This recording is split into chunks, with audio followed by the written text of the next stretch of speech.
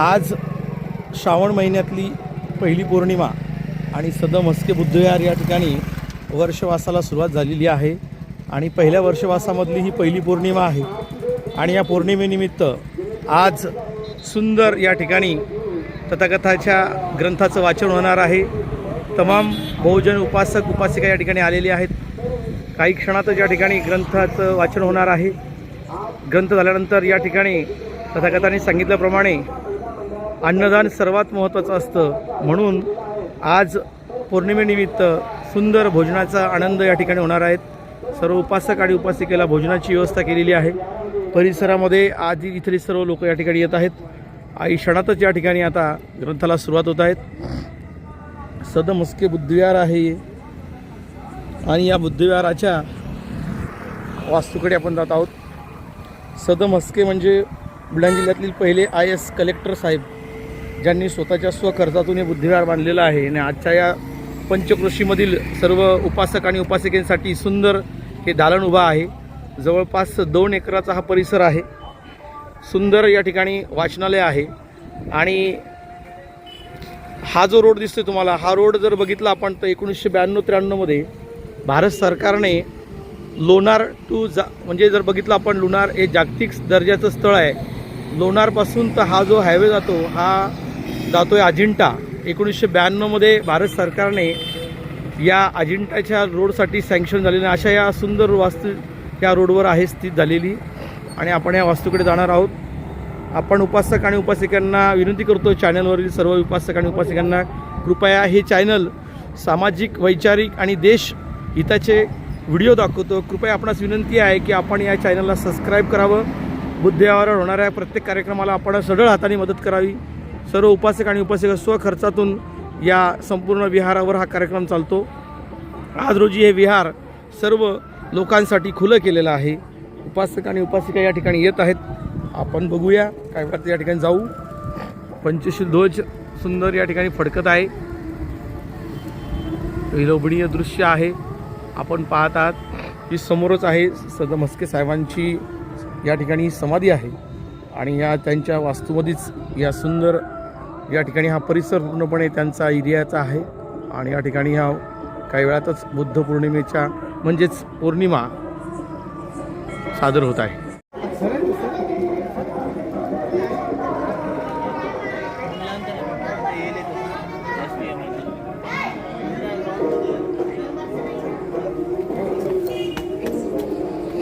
आता आपण सध्या सदम हस्के बुद्धविहारामध्ये चाललेलो आहोत। उपासक आणि उपासिकेनी सकाळपासून या ठिकाणी सुंदर रांगोळी घातलेली आहे।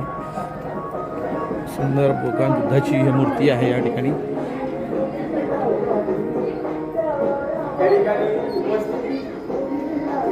वैशाली रुपेश खंडारे ताई ओजस्वी खंडारे यांना विनंती करतो, आपल्या हस्ते आज आपण पुष्प दीप वाहून पूजा करावी। आयुष्यमान जोगदंडे सर या ठिकाणी आलेले आहेत। आयुष्यमान भांबळे सर, प्रताप भांबळे सर आलेले आहेत, त्यांचं सुद्धा स्वागत। इधर आज आदित्य खंडारे याचा वाढदिवस आहे। त्यानिमित्त वैशाली ताई खंडारे परिवारानं कीर्तनाचंही त्यांच्या हस्ते योगदान आहे।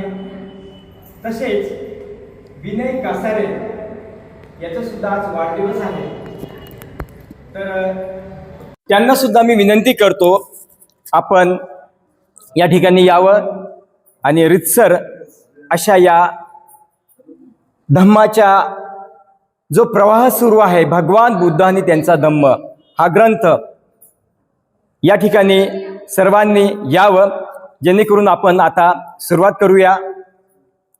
उपस्थित आमचे ॲडव्होकेट विद्याधर गवळीदादा या ठिकाणी उपस्थित आहे, त्यांचं सुद्धा सदम हस्के बुद्धविहारातर्फे स्वागत। आज आदरणीय BA खरात सर आले आहेत, आदरणीय बोर्डे साहेब आलेत, आमचे सर्व अवसरमोल बाबा या ठिकाणी आलेले आहेत आणि आमचे मार्गदर्शक, आमचे पितृतुल्य आयुष्यमान शेजोळ सर सुद्धा या ठिकाणी आज आलेले आहेत।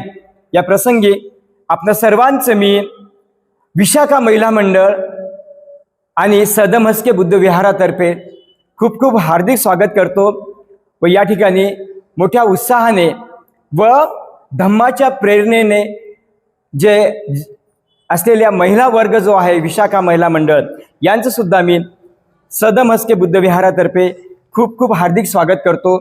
आपण रितसर वंदनेला सुरुवात करूया. अरहं सम्मा संबुद्धो भगवा बुद्धं भगवन्तं अभिवादेमि स्वाख्यातो भगवता धम्मो धम्मं नमस्सामि सुपटिपन्नो भगवतो सावक संघो संघं नमामि. सर्वांनी अगदी ताट बसायचं आहे आणि सोबत कृपया मोबाईल वगैरे जे आहेत ते बंद ठेवावेत. मोबाईलचा आवाज नकोय. सर्वांनी त्रिशरण पंचशीला ग्रहण करायचे. नमो तस्स भगवतो अरहतो सम्मा संबुद्धस्स. नमो तस्स भगवतो अरहतो सम्मा संबुद्धस्स. नमो तस्स भगवतो अरहतो सम्मा संबुद्धस्स. बुद्धं शरणं गच्छामि धम्मं शरणं गच्छामि संघं शरणं गच्छामि. द्वितीयंपि बुद्धं शरणं गच्छामि द्वितीयंपि धम्मं शरणं गच्छामि द्वितीयंपि संघं शरणं गच्छामि तृतीयंपि बुद्धं शरणं गच्छामि तृतीयंपि धम्मं शरणं गच्छामि तृतीयंपि संघं शरणं गच्छामि. पानातिपाता वेरमणि सिक्खापदं समादियामि. अदिन्नदाना वेरमणि सिक्खापदं समादियामि. कामेषु मिच्छाचारा वेरमणि सिक्खापदं समादियामि. मुसावादा वेरमणि सिक्खापदं समादियामि.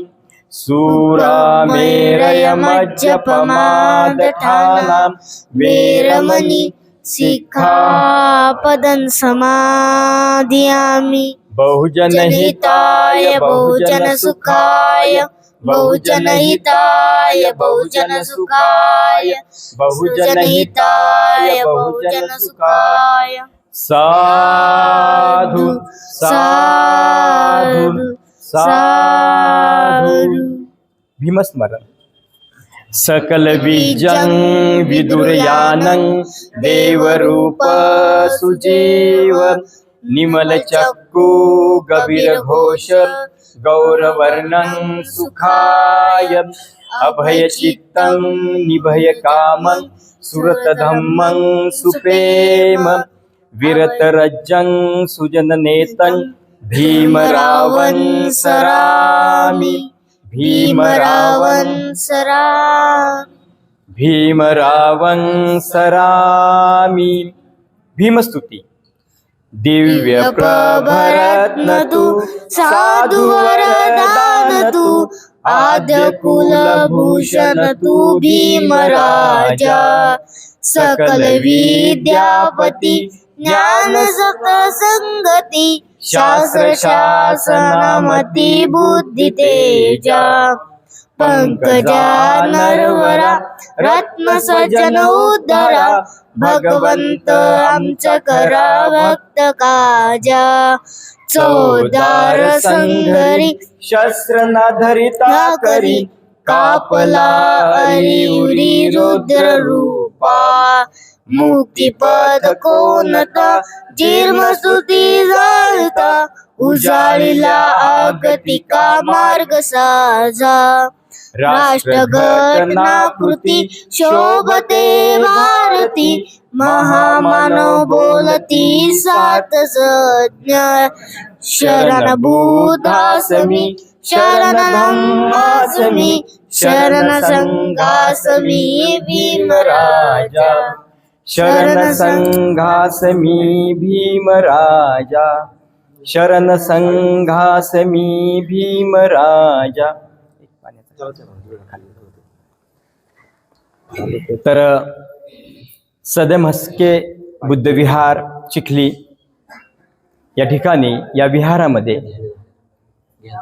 आषाढ पौर्णिमेपासनं आपला पवित्र ग्रंथ तथागत भगवान बुद्ध आणि त्यांचा धम्म जो आम्हाला विश्ववंदनीय डॉक्टर बाबासाहेब आंबेडकरांनी दिला आणि या धम्मावर आमची वाटचाल आहे. हा धम्म जो आहे हा विज्ञानावर आधारित आहे. त्यामुळं आम्ही जे पूर्वी कर्मकांडामध्ये गुरफटलेलो होतो, ज्या विविध प्रकारचं ज्या गोष्टी होत्या धर्मांधतेच्या, त्या आम्ही बुडालेलो होतो आणि यातून विश्ववंदनीय डॉक्टर बाबासाहेबांनी आम्हाला यातून बाहेर काढलं आणि खरा विज्ञानवादी धम्म आम्हाला दिला. गेल्या आषाढ पौर्णिमेपासून आपण या ग्रंथाचं वाचन करत आहोत. बसा. विशेष खरास सर आहेत, आदरणीय आमचे भिसे दादा आले आहेत, आदरणीय आमचे राऊत साहेब सर आलेले आहेत, आदरणीय जाधव साहेब. आज या सगळ्यांचं मी सदम हस्के बुद्धविहार आणि विशेषतः महिलांच्या मध्ये किती ताकद असते आणि हा धम्माचा विचार घेऊन या महिला विशाखा महिला मंडळाच्या ज्या संपूर्ण महिला आहेत त्या सर्वांचं या प्रसंगी मी खूप खूप हार्दिक स्वागत करतो. हा अतिशय सुंदर ज्ञानाचा प्रवाह, धम्माचा प्रवाह आपल्या माध्यमातून इथे सुरू आहे. आपणा सर्वांचं, आपल्या सर्व महिलांचं करावं तेवढं कौतुक कमी आहे. तर तथागत भगवान बुद्ध आणि त्यांचा धम्म या ग्रंथाचं वाचन सुरू असताना आषाढ पौर्णिमा, श्रावण पौर्णिमा जी आहे त्या श्रावण पौर्णिमेबद्दल आपल्याला माहिती घ्यायची आहे.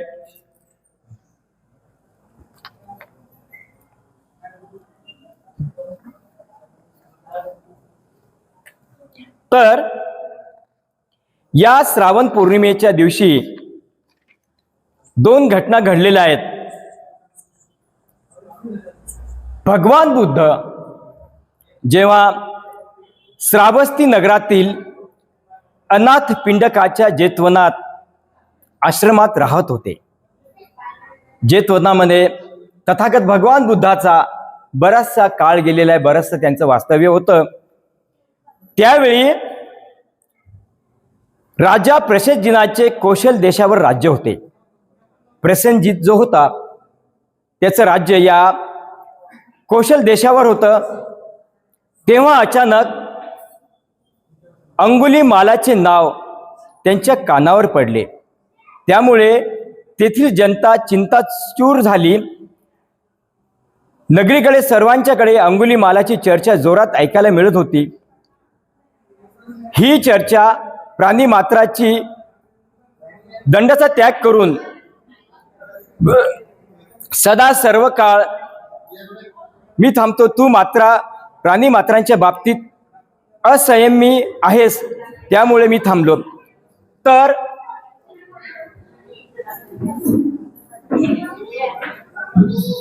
आजच्या सर्वांना जागा आहे बसण्यासाठी. पुरुष मंडळी थोडं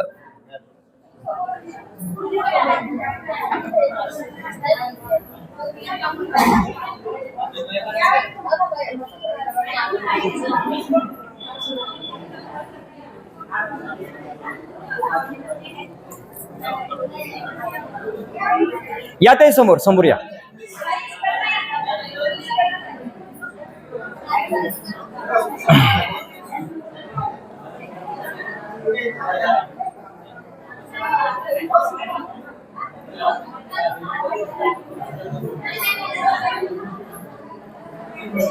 आणि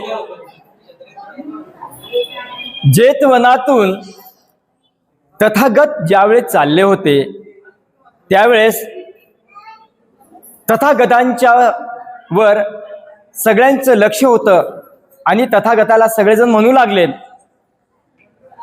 तथागत आपण पुढे जाऊ नका.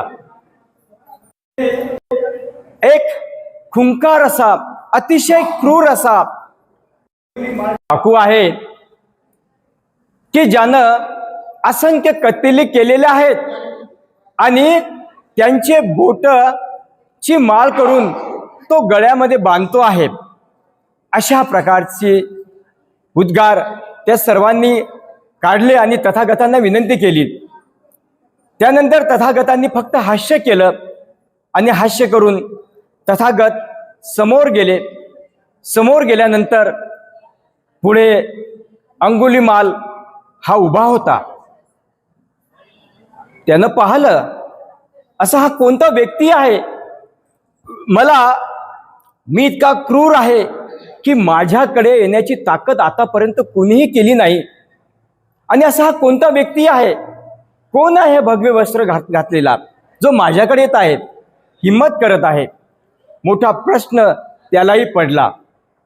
आणि जसजसे तथागत शांतपणे चालले होते तसाच तो तथागतांच्याकडे आला आणि तथागतांना म्हणाला, तुम्हाला माहित नाही का मी कोण आहे, कसा आहे, याची कल्पना तुम्हाला माहित नाही का? माझ्याकडे येण्याची अद्यापपर्यंत कुणीही हिम्मत केलेली नाही आणि तुम्ही कशी केली आहे? तथागत फक्त हसले, काहीच बोलले नाही. तुम्हाला माहित आहे का माझ्या गळ्यातील ह्या ज्या माळा आहेत या असंख्यांच्या कत्तली करून मी त्यांच्या बोटाची माळ घातलेली आहे, तुम्हाला माहित नाही का? तथागत त्यावरही काही बोलले नाही. आणि मग मात्र खूप राग आला त्या अंगुलीमालाला. त्यावेळेस तथागतांनी पुन्हा स्मित हास्य केलं आणि म्हटलं, अंगुलीमाल, तुझ्याबद्दल मला संपूर्ण माहिती आहे. अरे या कोपऱ्यामध्ये आवाज होतो, इथे लहान लहान मुलं आहेत. अंगुलीमाल, तू किती क्रूर आहेस याबद्दलची मला माहिती या इथली नगरीतील लोकांनी दिलेली आहे. आणि हे असून सुद्धा मी पुढे हे परिक्रमण करत आहे. मग तथागत बोलले की तुझं ही जी तू हिंसा करतोय हे कितपत योग्य आहे? माझा जन्मताच तो गुणधर्म आहे हिंसा करणे, माझा जन्मताच तो गुणधर्म आहे. तथागत हसले आणि म्हटले, ठीक आहे, मी तुला एक छोटंसं काम सांगतो. जास्त मोठं काही काम सांगत नाही, एक छोटंसं काम सांगतो, काय हरकत. हे झाड आहे बघ इथे, हा झाड आहे. एक काम कर, जा त्या झाडाची एक फांदी तोडून आण. यात काय मोठं आश्चर्य आहे, यात काय मोठा पराक्रम आहे. हे साधं काम तुम्ही एका क्षणात करणार आहे. हसला तो बुद्धावर, हसला आणि क्षणार्धात तो झाडाकडे गेला. फांदी काय मोठी डांगच तोडून आणली. हे पुरुषा, मी फांदी तोडून आणली इथे बघा. तथागत म्हटले, वाह, खरंच खूप छान. मग तू आता असं कर, ही फांदी ज्या ठिकाणून आणली आहे तू तिथेच ती मला लावून दाखव. तो पाहायला लागला, हे कसं काय शक्य आहे? अरे भाई, तुम जोड़ नहीं सकते हो तो तोड़ने का क्या अधिकार है? तोड़ने का क्या अधिकार आहे तुम्ही? आणि तथागतांचं ते रूप पाहून, तथागतांची ती वाणी पाहून, तथागतांचे जे शब्द पाहून, कारण या संपूर्ण जगानं तथागतानं आपल्या शब्दांनीच हे संपूर्ण जग जिंकलेले आहे. प्रत्येकाचं हृदय तथागतांनी आपल्या शब्दांनी जिंकलेलं आहे. आपण पाहत असाल, मी मागेही बोललो होतो की अनेक देवदेवता आपण बघितलेत, हो की नाही? कुणाच्या हातात त्रिशूळ आहे, कुणाच्या हातात धनुष्यबाण आहे, कुणाच्या हातामध्ये काही ते कुऱ्हाड आहे वगैरे वगैरे. पण जगातला हा देव नाहीये, हा व्यक्ती आहे. आपण जर बघितलं तर जगामध्ये ज्या ठिकाणी कुठे उत्खनन होईल त्या ठिकाणी भगवान बुद्धाच्या जवळ कोणत्याही प्रकारचं शस्त्र नाहीये. याच प्रकारची मूर्ती तुम्हाला जगात दिसेल. दुसरी गोष्ट म्हणजे तथागत जे आहेत त्यांनी आपली जी मधुर वाणी आहे आणि जे ज्ञान आहे, या ज्ञानानं संपूर्ण जग जिंकलेलं आहे. म्हणून हा धम्माचा प्रसार जो आहे, हा जो धम्माचा प्रसार आहे हे विज्ञानवादावर आधारित आहे. आणि विज्ञानवादावर आधारित असल्यामुळे प्रत्येक गोष्टीमध्ये काही ना काहीतरी कारण आहे. तथागतांनी सांगितलं आहे, दुःखाचं कारण जे आहे आमच्या आयुष्यामध्ये, आमच्या आयुष्यामध्ये जे दुःखाचं कारण आहे, त्या दुःखाच्या कारणानं दुसरं तिसरं कुणीच नाहीये. त्या दुःखाच्या कारणाला आम्हीच कारणीभूत आहोत. तर असे सुंदर विचार जे आहेत हे तथागतांनी अंगुलीमालाला सांगितले आणि अंगुलीमाल मात्र भारावून गेला. त्याने जे आतापर्यंत कृत्य केलं होतं त्या कृत्याचा त्याला पश्चाताप झाला आणि अंगुलीमालाने तेव्हापासनं धम्माची दीक्षा घेतली. ही घटना आहे. दुसरी सुद्धा एक महत्वाची घटना आहे. या आजच्या जे आषाढी श्रावण पौर्णिमा आहे, या श्रावण पौर्णिमेची दुसरी घटना आहे. याच श्रावण पौर्णिमेला पहिली धम्मसंगीती याच दिवशी झाली होती. भगवान बुद्धाच्या महापरिनिर्वाणानंतर 3 महिन्यांनी भगवान बुद्धाचं महापरिनिर्वाण जेव्हा झालं त्यावेळेस याच श्रावण महिन्यामध्ये पहिली धम्मसंगती, धम्माच्या बद्दल पहिली धम्मसंगती झाली होती. भगवान बुद्धाचे महापरिनिर्वाण इसवी सन 483 आणि जन्म 563 इसवी सनापूर्वी 563 आणि 483 मध्ये कुशीनगरला तथागत भगवान बुद्धाचं महापरिनिर्वाण झालं. भगवंतांनी आपल्या धम्मात आपल्या नंतर धम्मच मार्गदाता राहील असे स्थविर आनंद यास सांगितले. बघा, मागे आपण उल्लेख केला होता, यातही बसा, की हा जो धम्म आहे आपण सांगितलेला संपूर्ण जगाला, बरोबर आहे, याचं उत्तराधिकारी कोण असेल? तथागत. आपण अंतिम शय्येवर आहात, अंतिम प्रवासामध्ये आहात. त्यांचा आवडता शिष्य जो होता आनंद, या आनंद विचारलं की तथागत आपला विचार कोण चालवेल पुढे, आपल्यानंतर कोण? नाही का, आपल्या घरातला जर एखादा मोठा व्यक्ती गेला तर तो कार्यभार जो आहे ते आई सांभाळते, मुलगा सांभाळतो, उत्तराधिकारी आपण ज्याला म्हणू. तो प्रश्न आनंदला पडला की आपल्यानंतर हे जे सर्व ज्ञान आहे कोण देणार आहे? आणि तथागतांनी खूप छान उत्तर दिलं. कुणी उत्तराधिकारी आपण नेमला नाही. भगवान बुद्धाच्या महापरिनिर्वाणानंतर संघात भिक्खूच्या वागण्यात बदल होऊ लागला. सुभद्र नावाच्या भिक्खूंनी बुद्धाबाबत पुढील उद्गार काढले: शोक करू नका, विलाप करू नका, आपण या महाश्रमणातून आता मुक्त झालो आहोत. हेच नेहमी असे म्हणायचे. हे तुम्हाला मान्य आहे, हे तुम्हाला मान्य नाही. आता आम्हाला जसे वाटेल तसे वागू. हे वाक्य जेव्हा महास्तरवी महाकश्यपाने ऐकले तेव्हा त्यांच्या मनात आले की सुभद्रासारखे भिक्खू जर असंयमित वागतात तर खात्रीने आज अधर्म वाढवला आहे. धम्माचा रास स्पष्टपणे दिसत आहे. अविनय वाढलेला आहे. विनयाचा रास होताना दिसतो आहे. आपला धम्म आणि विनयाचे संगापन करू नये ह्याच उद्देशाने पहिली सभा म्हणजे पहिली धम्मसंगती बोलवण्यात आली. ही सभा महावंश ग्रंथाच्या अनुषंगाने महापरिनिर्वाणाच्या 3-4 महिने झाली. बुद्ध परिनिर्वाणानंतर वैशाख पौर्णिमाला आले. यावरून ही सभा श्रावण महिन्यात झाली असावी. तर श्रावण महिन्यामधील या 2 घटना आहेत. पहिली अंगुलीमालाची धम्मदीक्षा. आदरणीय महाले साहेब या ठिकाणी आलेले आहेत. त्यांचं मी सदम हस्के बुद्ध विहार आणि विशाखा महिला मंडळांच्या तर्फे खूप खूप हार्दिक स्वागत करतो. ओके. तर अशा प्रकारे ह्या ज्या 2 गोष्टी आहेत, सिद्धार्थाच्या महापरिनिर्वाणानंतर पहिली धम्मसंगती झाली आणि त्यामध्ये आनंदाने विचारलं की तथागत आपल्यानंतर कोण, हा जो धम्म कोण चालवेल. आणि तथागतांनी आनंदला खूप सुंदर उत्तर दिलं. आनंद, मी पाहतोय काहीच क्षणामध्ये माझं महापरिनिर्वाण होणार आहे. मी आपणा सगळ्यांना सोडून जाणार आहे.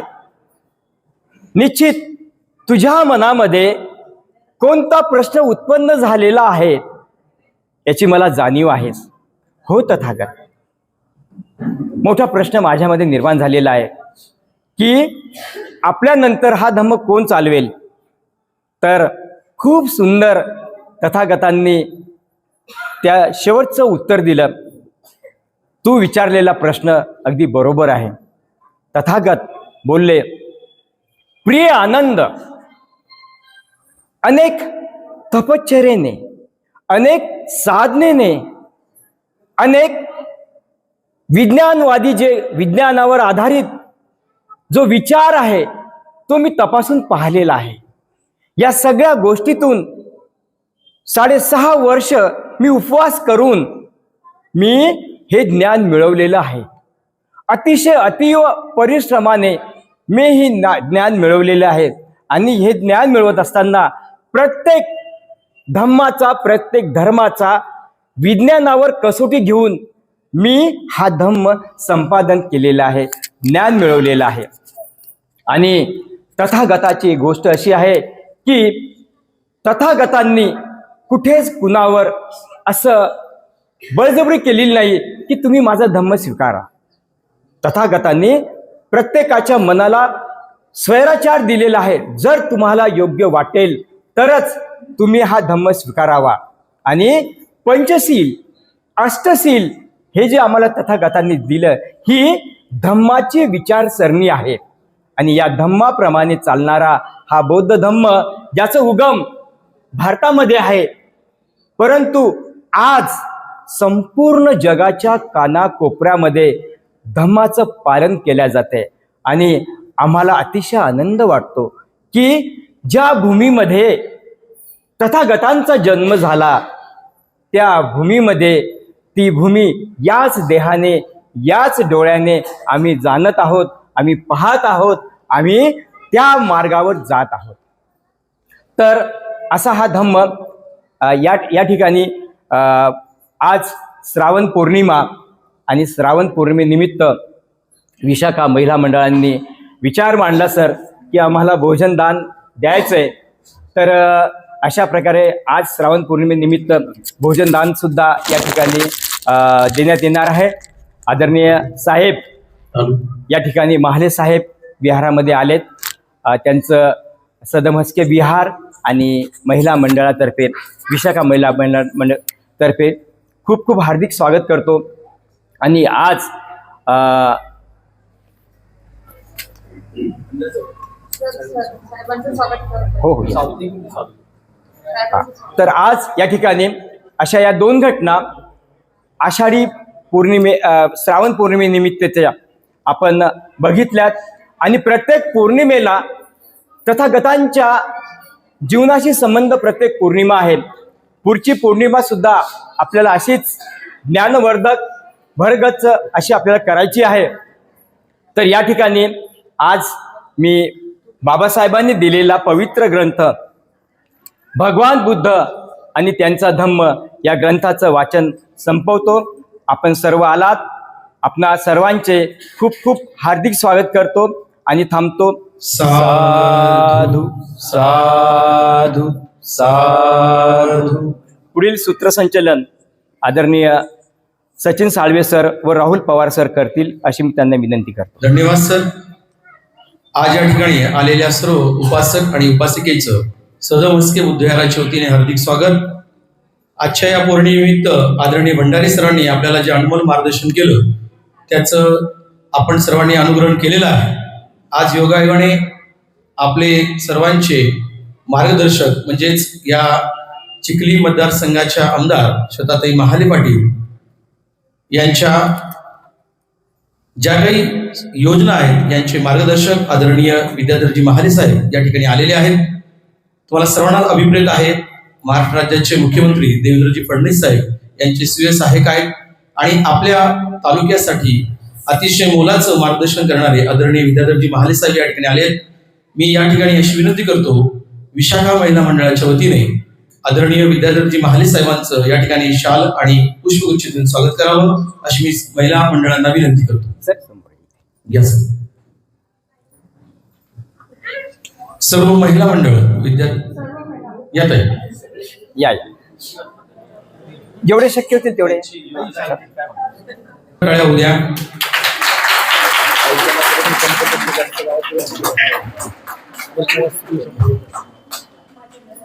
बघा या ठिकाणी एक प्रशासकीय अधिकारी येतोय. फक्त एवढंच की बुद्ध आणि त्याचा धम्म ग्रंथ हा यांच्या मार्गदर्शनातून संपूर्ण चिखली तालुक्यामध्ये 100 बुद्धविहारामध्ये सुरू आहे. आणि योगायोगाने साहेबांचा वाढदिवस 1 तारखेला आहे आणि आपल्या या बुद्धविहारामध्ये सुंदर वाचन सुरू आहे. साहेबांना असं वाटलं की आपण या बुद्धविहाराला भेट द्यावी म्हणून एक प्रकारे न सांगता सर आपल्याला या ठिकाणी भेट द्यायला आले. त्याबद्दल सरांचे खरंच मनपूर्वक आभार, धन्यवाद. मी या ठिकाणी उपस्थित आदरणीय गवई बाबा यांना विनंती करतो की साहेबांचं पुष्पगुच्छ देऊन स्वागत करावं.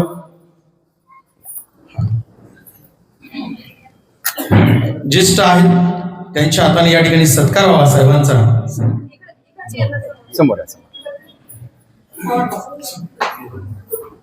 हार घालून हे द्या. साहेबांनी असं म्हणतात की ग्रीष्मात सावलीला शोधून पार झाले, पाणी कुठे मिळेना खोदून पार झाले. वक्षावर धरतीच्या असे किती वार झाले, पाणी कुठे मिळेना खोदून पार झाले. सगळं काही आपल्या पुढेच असतं आणि आपल्याला कळत नाही कोण काय करतो म्हणून. योगायोगाने आपल्या या चिखली तालुक्याला एक पुत्र लाभलेला आहे. त्याने खूप मेहनत करून आपल्या एका ग्रामीण भागातून एक ज्ञानाची गंगा ही मंत्रालयापर्यंत नेली आणि आपला जो काही लहानपणाचा सिंहाचा वाटा होता तो मोठा साहेब झाल्यानंतर चिखली परिसरामध्ये कशा प्रकारे आपल्याला सौंदर्यीकरण करता येईल याची खुंगाट मनात बांधून आदरणीय विद्याधरजी महाले साहेबांनी आपल्यासाठी एक चांगल्या प्रकारचं दालन चिखली शहरासाठी नव्हे तर चिखली तालुक्यासाठी निर्माण केलेलं आहे. साहेबांसाठी एक अनोखी गोष्ट त्यांच्या कल्पनेतून आहे की त्यांनी बुद्ध धम्म चांगल्या प्रकारे वाचलेला आहे. बाबासाहेबांचं संविधान आम्हाला जेव्हा पण गेलो त्यांनी त्यातल्या काही ना काही आम्हाला कल्पना सांगून घटनेबद्दल मार्गदर्शन केलेलं आहे. आणि त्यांचा एक महत्वाचा वाटा असा मला दिसतोय की जेव्हा वर्षवासाला सुरुवात झाली तेव्हा त्यांनी 100 बुद्ध आणि त्याचा धम्मग्रंथ ही पुस्तकं आणली आणि आदरणीय सचिन सर आणि आमच्या सरांच्या माध्यमातून चिखली तालुक्यातील ज्या ठिकाणी आपले बुद्ध विहार आहे त्या ठिकाणी बुद्ध आणि त्याचा धम्मग्रंथ हा सुरू केला. असं म्हणतात की ही कल्पना येणं ही खूप महत्वाची गरज आहे. प्रत्येक जणांनी काही ना काही केलेलं आहे आणि पुढचा त्यांचा संकल्प आहे की येणाऱ्या काळामध्ये आपण नेहमी आपले जे काही उपासक आणि उपासिका म्हणतात की संविधान संविधान संविधान, तर साहेबांचा पुढचा संकल्पना आहे या बुद्ध आणि धम्मग्रंथाच्या नंतर प्रत्येक बुद्धविहाराला एक संविधान वाटप होणार आहे आणि संविधानाचं वाचन हे बुद्धिविहारावर होईल. लहान मुलांना कळेल की राज्यघटना कशी आहे आणि त्याच्यामध्ये तुम्हाला माहिती आहे की तथागताने पूर्ण बौद्ध धर्म त्याच्यामध्ये अनुसरलेला आहे. नक्कीच आदरणीय माले साहेबांचं आपण या ठिकाणी 2 मिनिटांसाठी या ठिकाणी मार्गदर्शन ऐकणार आहोत. मी विनंती करतो साहेबांना की आपण आपले 2 शब्द व्यक्त करा.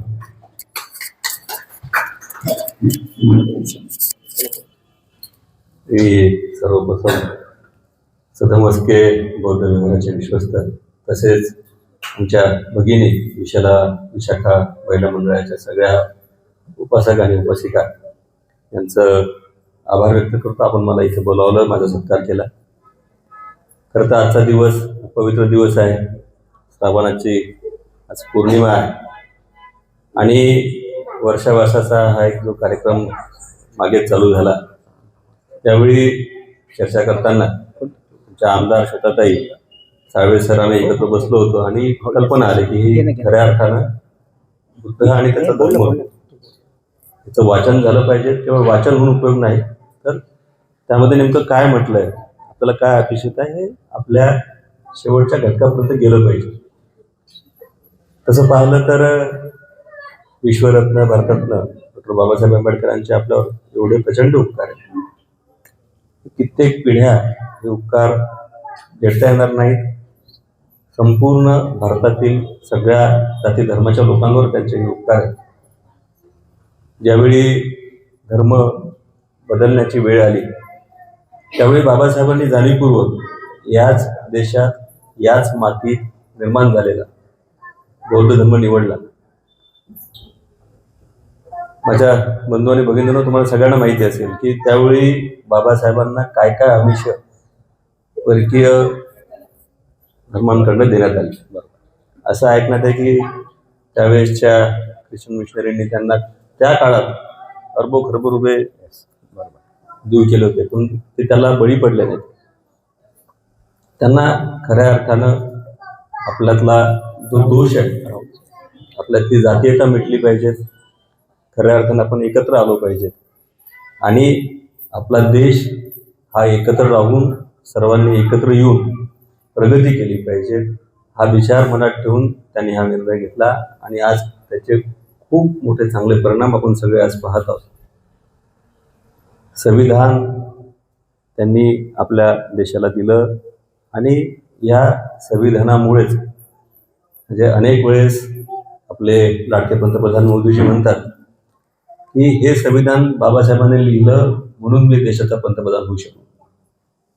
हे संविधान जर एखाद्या राजाच्या पोराने लिहिलं असतं तर राजाचा पोरगाच राजा झाला असता. माझ्यासारखा चहा विकणारा माणूस देशाच्या पंतप्रधानपदी जाऊ शकतो. ही किमया कोणाची आहे? ही बाबासाहेबांनी लिहिलेल्या संविधानाची किमया. एवढंच नाही, आपले मुख्यमंत्री फडणवीस साहेब काही वडील मंत्री होते का? ऐन 4-4थ्या वर्गात असताना वडील वारले होते, ते देखील मुख्यमंत्री पदापर्यंत पोहोचू शकले. या सगळ्यांच्या मुळाशी संविधानच आहे. तुमच्या आमदार त्यांना काही वारसा होता का? खूप मोठं काही बॅकग्राऊंड होतं का? पण ही बाबासाहेबांच्या संविधानाची किमया आहे की आज आपल्यातला सामान्य माणूस देखील सर्वोच्च पदावर जाऊ शकतो. बाबासाहेबांनी संविधानाच्या माध्यमातून ज्या काही तरतुदी करून ठेवल्या, ह्या तरतुदीचाच आज परिणाम आहे की आज खऱ्या अर्थानं ज्या वेळी संविधानाची अंमलबजावणी होते, संविधानामध्ये काय म्हटलंय की आपल्या देशाची प्रगती झाली पाहिजे. प्रगती होताना देश हे कुटुंब आहे, जसं आपलंही कुटुंब आहे. आपण कुटुंबात बसून जर घरी बसून राहिलो, घराची प्रगती होणार आहे का? त्याच पद्धतीनं हा देश आहे, राज्य आहे, हे चालवताना याला कुटुंब म्हणून आपण ज्यावेळी एखादा विश्वस्त बघतो आणि त्या विश्वस्त म्हणून ज्यावेळी जो काम करतो, शासनाचे केंद्र शासन असो की राज्य शासन असो, 2 प्रमुख कामं आहेत. एक आहे टॅक्स गोळा करायचा आणि दुसरा आहे आलेला टॅक्स ट्रान्सपरंटली खर्च करायचा. ट्रान्सपरंटली म्हणजे पारदर्शकपणे खर्च झाला पाहिजे. ज्या वेळी प्रशासन किंवा जो नेता आहे तो पारदर्शक असेल त्यावेळी राज्याचं केंद्राचं उत्पन्न वाढतं. खरं की कुठं आहे? समोरचा माणूस भ्रष्ट असेल तर उत्पन्न वाढेल का? नाही वाढणार. आज केंद्र असो राज्य असो, खूप मोठ्या प्रमाणात उत्पन्न वाढलं आहे आणि परिणाम असा झाला आहे, तुम्हाला सांगतो की ज्यावेळी आपले लाडके पंतप्रधान मोदीजी या संविधानामुळे देशाच्या सर्वोच्चपदी जाऊ शकले, त्यांनी शपथ घेतली त्यावेळी आपली अर्थव्यवस्था जगामध्ये 11व्या-12व्या नंबरला होती. आज आपण 4थ्या नंबरला आलो. ज्या इंग्रजांनी आपल्यावर राज्य केलं, 150 वर्ष राज्य केलं, त्यांनाही आपण मागं टाकलं. आणि हा जो फरक आहे, आता ही नवीन पिढी आहे यांना माहिती नाही, परंतु ज्यांनी 2000 ते 2014 आणि 2014 ते आजपर्यंतचा कालखंड पाहिला, त्यांना हे सगळे फरक, म्हणजे आता आपल्याला इथून चिखलीवरून जालना जायचं असतं किंवा संभाजीनगर जायचं आहे किंवा खामगाव जायचं, मेहकर, किती वेळ लागायचा? आज किती वेळ लागतो? आपले रस्तेच कधी होऊ शकले नाही. रस्त्यांच्या माध्यमातून नॅशनल हायवे चांगले झाले, स्टेट हायवे चांगले झाले. आपल्या चिखली शहरामध्ये देखील रस्त्यांची परिस्थिती सुधारली की नाही सुधारली? आता हा आपला जाफराबाद रोड, याच्यावरचे खड्डे कधी मिटले का? आता होतील का खड्डे? शेवटी ही सगळी किमया ज्यावेळी बाबासाहेबांच्या संविधानामध्ये जे लिहिलेलं आहे त्याची ज्यावेळेस काटेकोरपणे अंमलबजावणी होते त्यावेळेसच ह्या गोष्टी घडतात. तशा घडल्या असत्या का? मी रोज बोललो संविधान संविधान संविधान, पण काही करतच नाही. काय उपयोग आहे? काय स्वतःचेच घरं भरायचे, राज्याकडे देशाकडे दुर्लक्ष करायचं आणि संविधानाचं नाव घ्यायचं, काही उपयोग आहे काय? आपल्याला खऱ्या अर्थानं बाबासाहेबांनी अमूल्य अशी जी देणगी दिलेली आहे त्याच्यावर खऱ्या अर्थानं अंमलबजावणी होणं गरजेचे आणि ती आज होते आहे. तथागत भगवान गौतम बुद्धांनी पूर्ण जगाला, केवळ भारताला नाही, शांतीचा संदेश देणारा बौद्ध धर्म सुरुवात केली. त्यांनी ही जी सुरुवात केली त्याचाच परिणाम असा झाला की सम्राट अशोक यांनी ज्यावेळी युद्ध कलिंगा देशाला हरवलं, हा इतिहास आपल्या सगळ्या लोकांना काहींना माहीत असेल, काहींना माहिती नसेल. अलेक्झांडरचं नाव माहिती आहे सगळ्यांना? जगज्जेता अलेक्झांडरचं नाव माहिती आहे का? तो भारतात येऊ शकला का? त्यांची हिंमत झाली नाही त्यांच्या सैन्याची, कारण कलिंगा आपला देश त्यावेळी 2 भागात विभागला गेला होता. एक होता सम्राट अशोकाच्या अधिपत्याखाली आपण सगळे होतो, आणि बिहार आणि ओरिसा, म्हणजे आजचा कलिंग, त्यावेळेचा कलिंग, आजचा बिहार आणि ओरिसा, ही जी 2 आपली घटक राज्य आहे, तिथे कलिंगा राजाचं राज्य होतं. या कलिंगा राजाचं सैन्य एवढं मोठं होतं की त्याचं घोडदळ, हत्तीबळ, सैन्यबळ बघून अलेक्झांडरची हिंमत झाली नाही आणि ते परत वापस निघून गेले. ज्यांनी जग जिंकलं त्यांना हे कलिंगा देशावर आपण कधीतरी राज्य मिळू शकू असं वाटलं नाही. त्या कलिंगा देशाला सम्राट अशोकांनी हरवलं आणि त्याच्यामध्ये 5 ते 6 लाख सैन्याचा संहार झाला. आणि तिथून त्यांनी युद्ध नव्हे, आपल्याला बुद्ध पाहिजेत, आणि त्यांनी बौद्ध धर्म स्वीकारला. आणि त्या काळात आपण 70 ते 80% लोक, आपण सगळेच, आपण बौद्ध धर्माचा स्वीकार केलेला होता. हा जो प्रवास आहे हा आपला ऑलरेडी बौद्ध धर्माकडे झालेला होता. त्या काळानंतर काय झालं की सम्राट अशोकांनी राज्यपद सोडलं आणि मग हे छोटे छोटे सेनापती स्वतःला राजे समजायला लागले. आपल्या देशात 4-5 हजार राजे निर्माण झाले.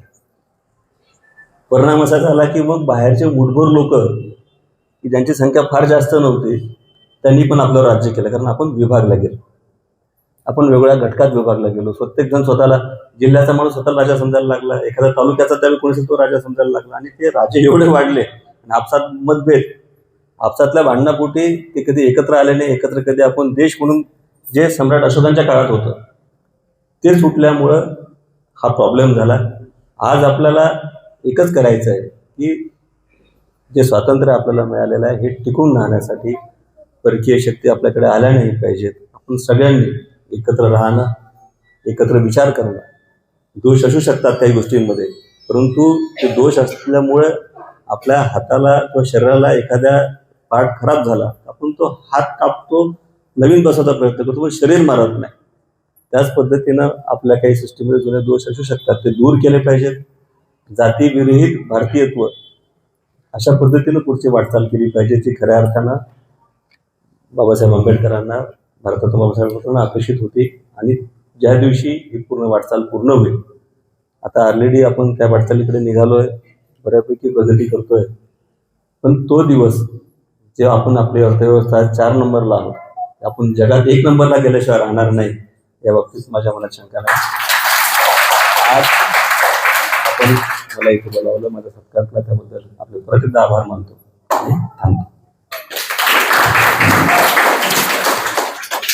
धन्यवाद सर, तुम्ही छान पद्धतीने आम्हाला मार्गदर्शन केलंय. पण तुला एक थोडंसं या ठिकाणी आमची महिला मंडळाच्या वतीने थोडंसं हिस्टॉरिकल माहिती सांगतोय. आपण हा रस्ता छान केलाय, पण या इतिहासाचं मला जेवढं कळतं 1992 मध्ये जसं इकडे आंतरराष्ट्रीय दर्जाचं जगविख्यात जे सरोवर आहे लोणार टू इकडे आपण ज्याला म्हणतो अजिंठा, असा हा रोड सँक्शन झालेला होता. आपण त्याचा बॅकलॉग मध्ये जाऊ शकतो. आता हा रोड या रोडाचं एक महत्व असं वाढलंय की या रोडवरती 2 बुद्ध विहार आहेत सर.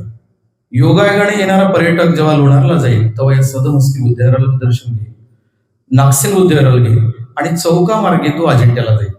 तर माझी विनंती सर, हे सदमस्की बुद्धविहार जरी सदमस्की हे एका कलेक्टर माणसाने आपल्या बुद्धाप्रती धम्माप्रती विचार करून एक निर्माण केलं, परंतु या ठिकाणी काही सुविधा नाही आहेत सर. योगायोगाने तुम्ही आलात, माझ्या वैयक्तिक म्हणतोय.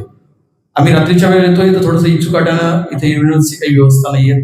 आदरणीय ताई या ठिकाणी एकट्याच आहेत, तेलंग साहेबांची तब्येत थोडीशी सिरियस आहे आणि अशामध्ये आपण खूप विद्वान आहात, येणाऱ्या काळामध्ये खूप विकास होतो. तर आमची विनंती आहे की या महिलांना हे छोटं पडतं सर, इथे मागे खूप जागा आहे, जवळपास 700 म्हणजे मीटर पर्यंत, पुढे पण 700. तर आपल्या माध्यमातून जर एक छोटा मोठा सभामंडप झाला आणि महिलांसाठी, पुरुषांसाठी किंवा एखाद्या स्वयंपाकासाठी गरज झालं तर खूप बरं होईल, असं माझं वैयक्तिक मत आहे. यांचं असेल का तसं मला माहिती नाही, परंतु एक वास्तू जी आहे रस्त्याने जाताना एक सुंदर बुद्धविहार दिसतं. तर माझी वैयक्तिक, कारण आम्ही सामाजिक कार्य करत असताना लहानचं मोठं झालं, त्यामुळे प्रत्येक गोष्ट आपल्याला जेव्हा काही अधिकारी नंतर आपण ते करू शकतो, ते तुमच्यामध्ये आम्ही बघतोय. यानंतर आदरणीय सचिन सर यांना विनंती करतो की आपण पुढील सूत्रसंचलन करावं. बरोबर या सांगा.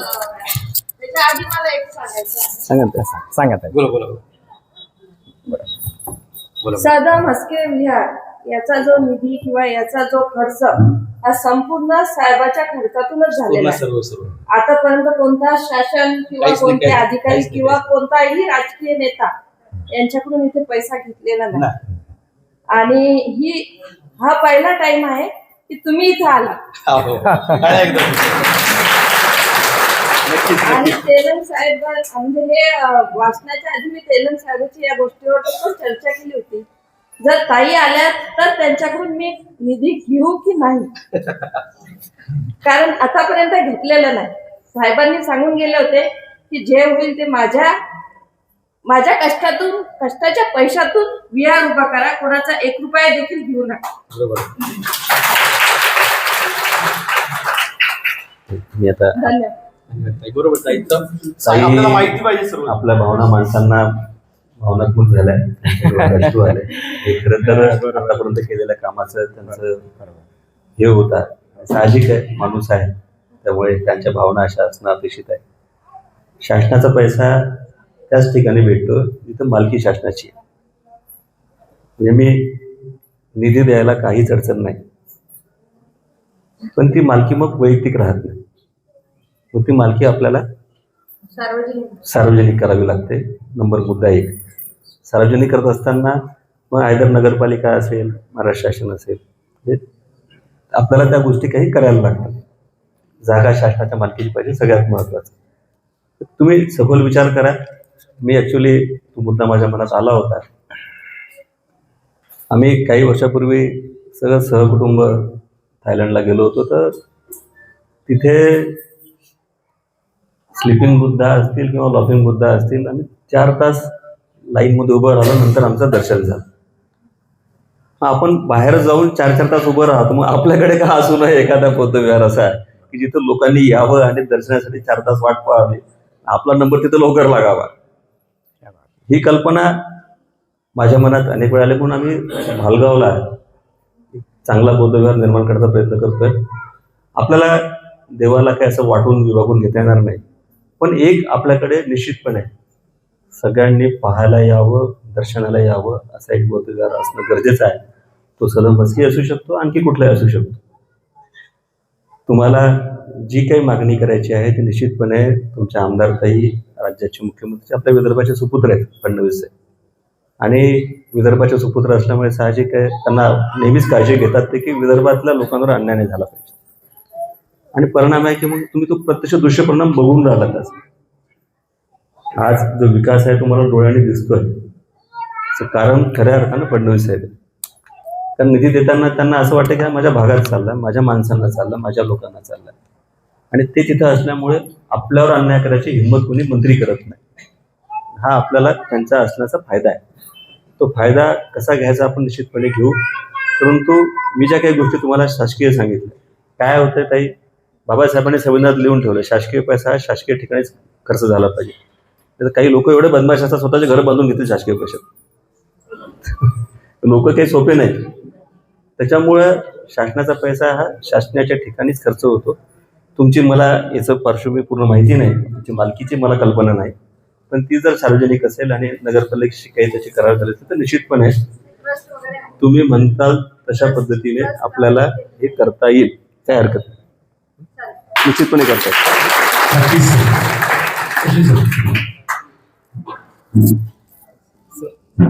आपले दिगंबर दिंडे साहेब ज्यांना फुले आंबेडकर पुरस्कार भेटला वकील साहित्य त्यांचं शाळू देऊन तुमच्या. हो, सर्वांना जय भीम. या ठिकाणी तुम्हाला सर्वांना सांगताना आनंद होतो की आत्ता पंढरपूरला गेल्या 23 तारखेला जे साहित्य संमेलन झालं फुले शाहू आंबेडकर, त्या साहित्य संमेलनामध्ये आपल्या येथील गायक, ज्येष्ठ गायक आदरणीय पवारबाबा यांनी जे वामनदादा कर्डक यांचे जे गीत गायलेले आहेत, त्या गीतांच्या गायनामुळे त्यांचा त्या ठिकाणी त्यांना फुले शाहू आंबेडकर साहित्यरत्न हा पुरस्कार देऊन त्यांना त्या ठिकाणी गौरवण्यात आलेलं आहे. तरी मी या ठिकाणी बाबांनी समोर यावं आणि साहेबांना अशी विनंती करतो की त्यांनी शाल देऊन या ठिकाणी पवार बाबांचा सत्कार करावा.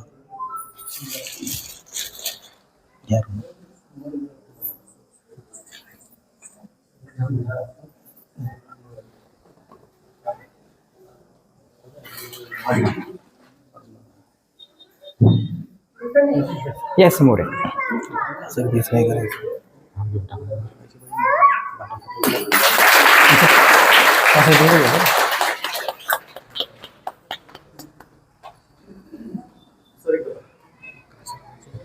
हो ना. नाही, त्यांच्या महिलांचे नाव दिलेले आहेत. महिलांचे नाव कुणी कोणता सत्कार करायचं नाव दिले नाही. हो सर. चालले का सर? शाल घे इकडे, शाल घे इकडे सर.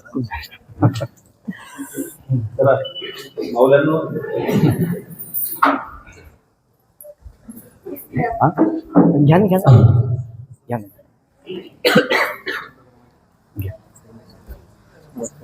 सर्वांची माफी मागतो. वेळेवरती सूत्रसंचालन आणि वेळेवरती कार्यक्रम म्हटल्यानंतर आमच्या मनामध्ये वेगळं झालं. या ठिकाणी अनेक उपस्थितांनी उपस्थितीने या सुंदरशा बुद्ध पौर्णिमेसाठी धर्मदान दिलेला आहे. परंतु ज्यांच्या घरी आनंदाचं वातावरण आहे, आदरणीय खंडारेताई आहेत, आदरणीय कासारीताई, तर या दोघींचा सत्कार होणं आपलं कर्तव्य आहे. त्या दोघींनी काही धर्मदानामध्ये विविध पदार्थ देण्याचा आपल्या या पौर्णिमेला हातभार लावलेला आहे. आदरणीय डोळे बाबांनी सुद्धा चांगल्या प्रकारे धर्मदान दिलं, सगळ्यांनी दिलं. परंतु महिला मंडळांची इच्छा आहे की या महिलांचा सत्कार होणं आपल्याला आपलं कर्तव्य आहे. त्यांनी का दिलं तर त्यांच्या घरी आदरणीय विनयजी कासारे, विनय सुनील कासारे यांचा वाढदिवस आहे. त्याचबरोबर खंडारे साहेबांची एक मुलगा आहे, त्याचा वाढदिवस आहे. त्या दोघांनी एक महिन्यापूर्वीच कबूल केलं की आम्ही या बर्थडेला काहीतरी देऊ. या ठिकाणी उपस्थित खंडारे ताईंचा सत्कार त्या ठिकाणी उषाताई अवसरवर करतील अशी मी त्यांना विनंती करतो. येत आहे उषाताई अवसरवर ताई येत आहे. हो हो, येऊ दे.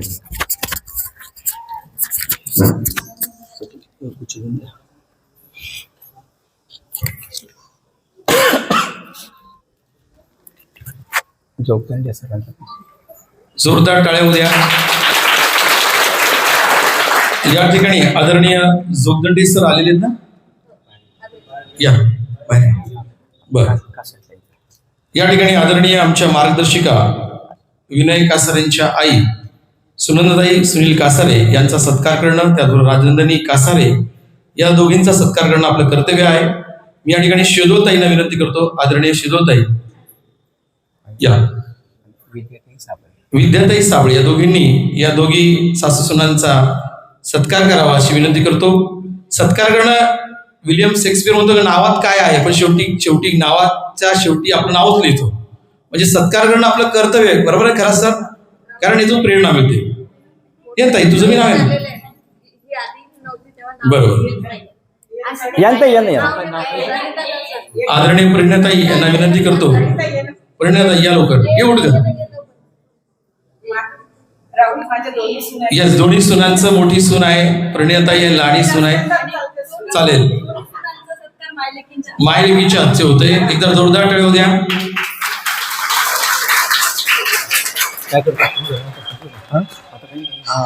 ओके ओके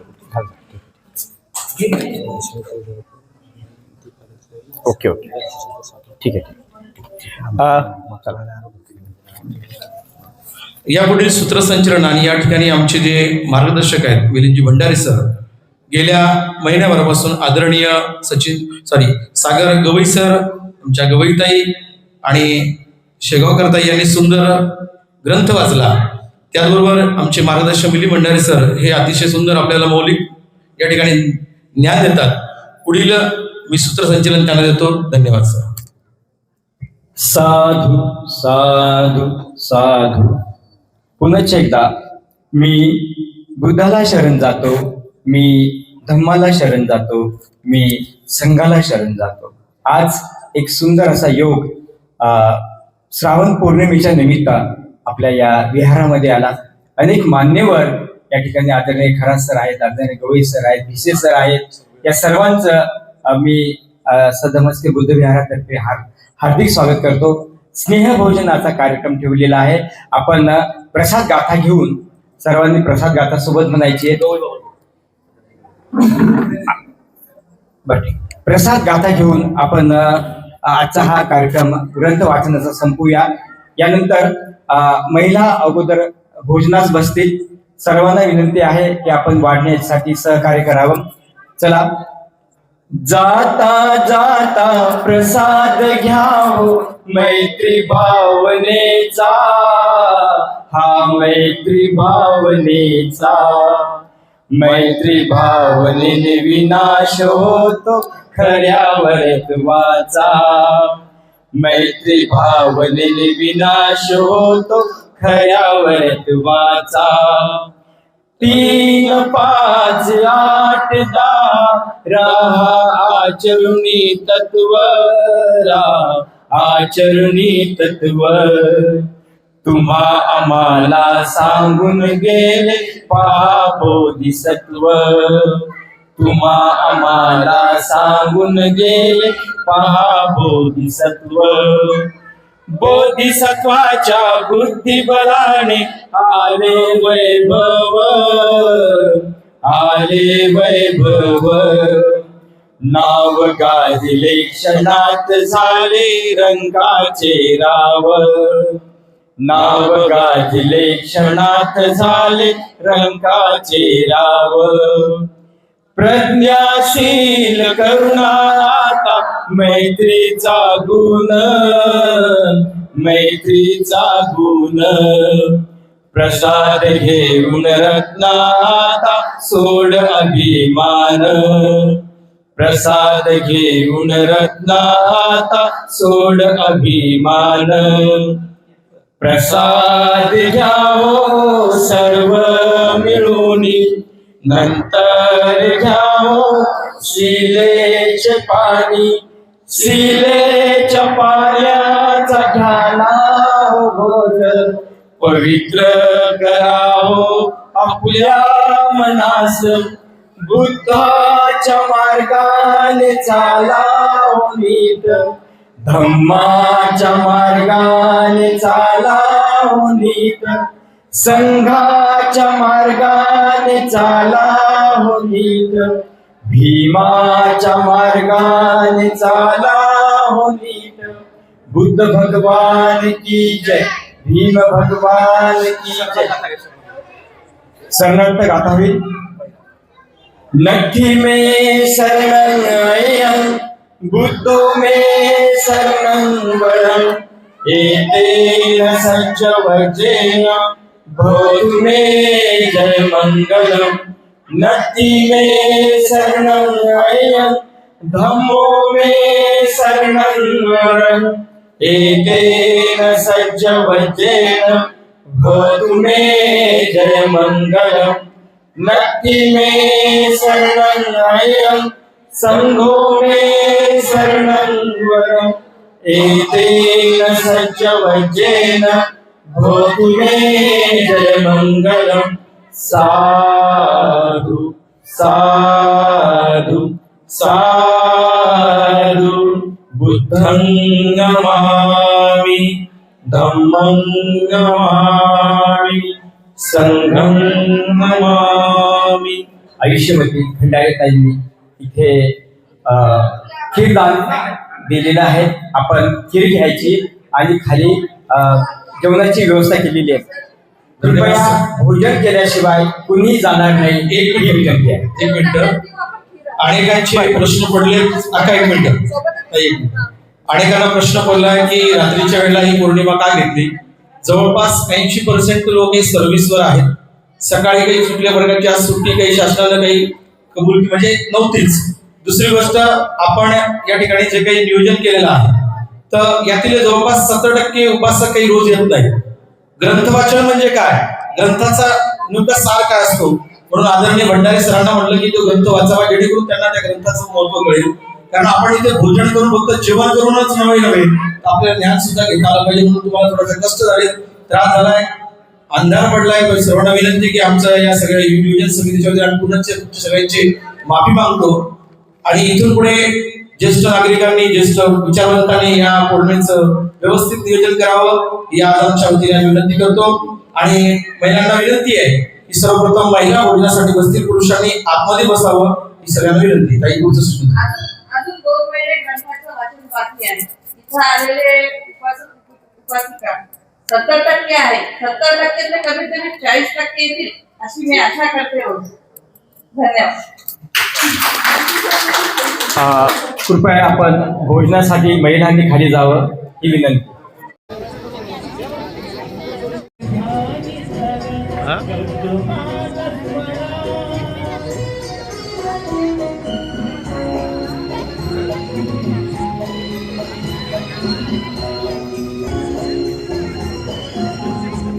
पाहू इकडं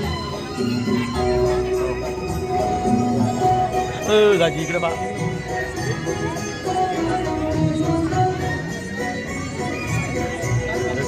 फोटो पण नाही शूटिंग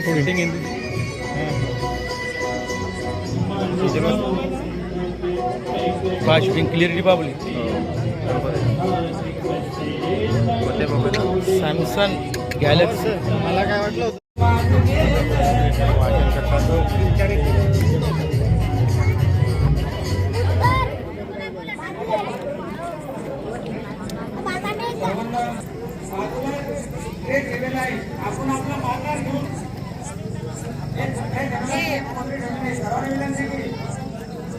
आपले पात्र आपणच म्हणून घ्यावे.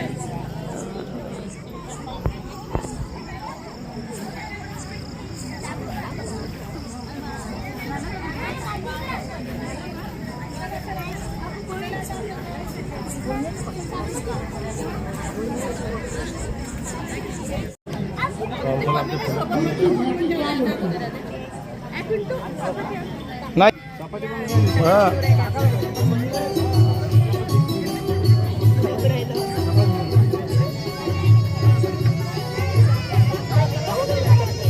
जेवण कर. मी आलो तू जेवण कर. हो घेतो मी तिला. अरे तिकडे पा घास घालाय स्वीट. जेवण सर मामा आले.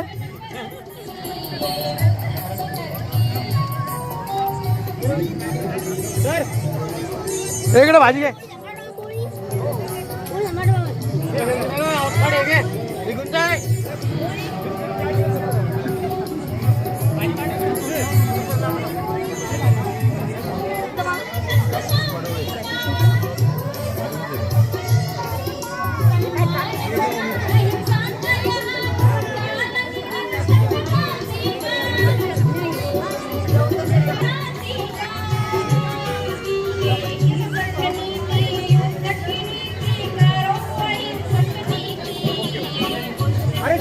सपाटी सपाटी